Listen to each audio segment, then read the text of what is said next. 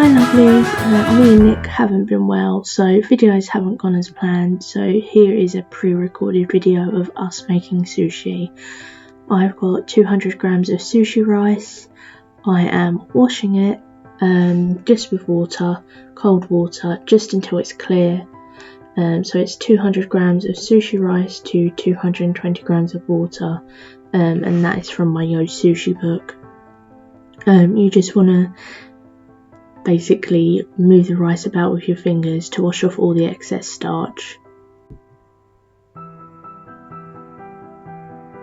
Okay, so you then pour off all the water, and the dirty water that is, add your clean water to cook, so it's pretty much 1:1. Here's the sushi vinegar. I didn't actually have sushi vinegar, so I've got 1 part white wine vinegar to 1 part water, a teaspoon of salt, but I ended up adding 2 teaspoons of salt, and I think I added 3 teaspoons of sugar.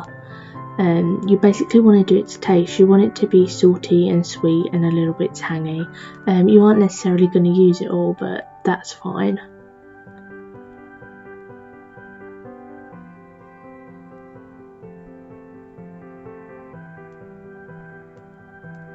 You can add it to the microwave for just 30 seconds at a time to help dissolve the salt and sugar if you need to, which is why I mixed mine in a microwave safe bowl.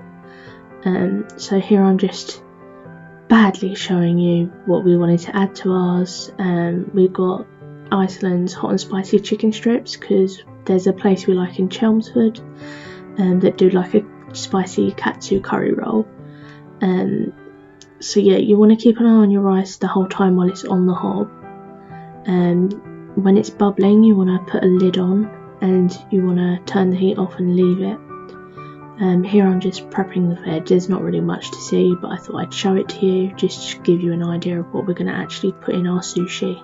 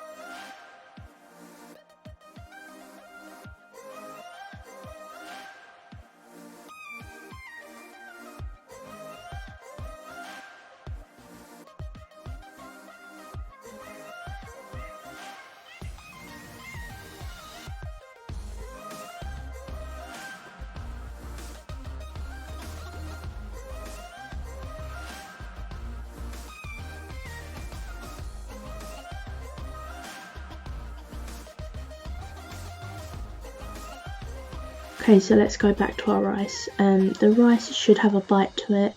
All I did was leave it with the lid on for 15-20 minutes. At this point you want to add your vinegar while it's still warm. You just want to kind of coat the surface with it, and then you want to use a spoon, or if you have a rice paddle, that to kind of cut through the rice. You want to try not to mix it as much as you can because it will break the rice grains up. So as you can see, I'm kind of slicing through the rice and trying not to mix it that much. Again, you want to taste your rice because you can add more vinegar to taste. Some people don't like theirs very tangy. I try to go by what we usually have our sushi like from places we like. You don't need a sushi mat to make sushi. Here I've just got a chopping board with a tea towel on, and from that I then put some cling film on top of it just to protect the tea towel. The tea towel is clean, but it just makes it a lot easier to roll. The nori sheets were quite small, and here I'm just telling you, but the microphone isn't plugged in properly. To have water to dip your hands in, or even wear gloves and oil the gloves, which is what we told when we went to a sushi workshop. You want to lay the nori, the shiny side, down, so the textured side is facing towards you, and as you can see I placed the nori right on the edge of the tea towel.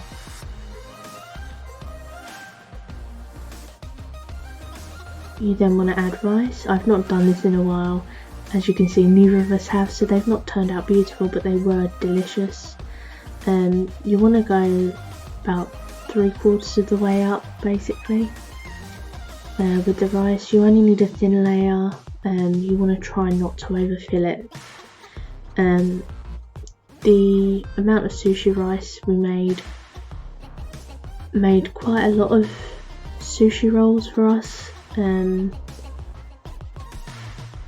We had breakfast quite early that day, and we had these for lunch, and it did both of us really nicely.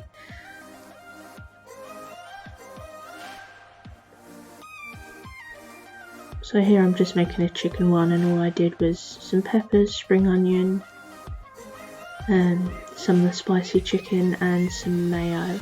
In hindsight I probably should have cut the spicy chicken a little bit smaller.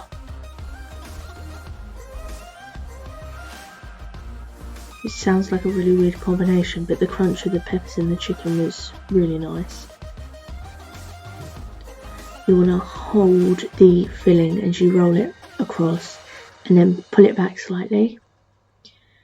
As you can see, I've not done this in a while. You then want to pull the cling film back, pulling the sushi roll back towards you, and you want to roll it over again and kind of squish and squeeze just gently along the sushi roll.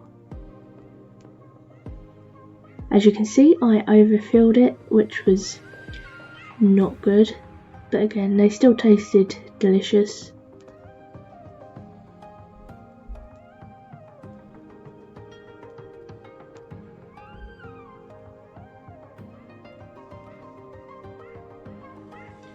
And here we just carried on basically making them.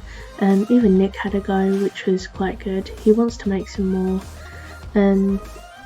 We got our sushi rice and our nori from Sainsbury's. We usually go to an Asian store, but being COVID we didn't really want to travel out of the area, so we just walked to our local Sainsbury's. It was, I think, the I'm going to pronounce this wrong, the Yucata brand. Just brand of sushi rice and nori sheets.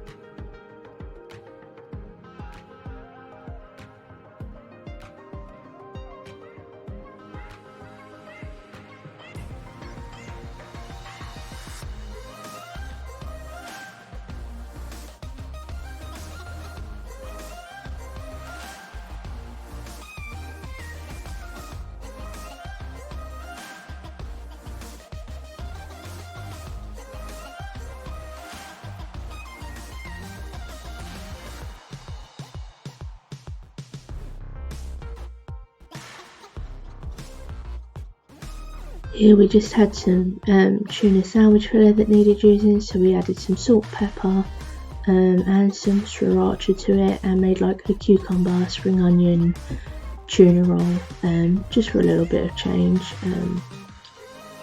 It was nice, but I definitely preferred the chicken just because it had a bit more texture to it.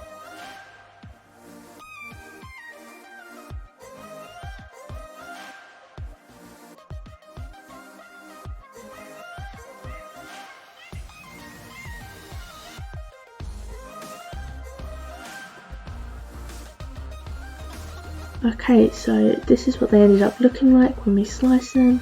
Like I said, they aren't beautiful, but they're delicious. Don't forget to like and subscribe, and we hope to see you all soon.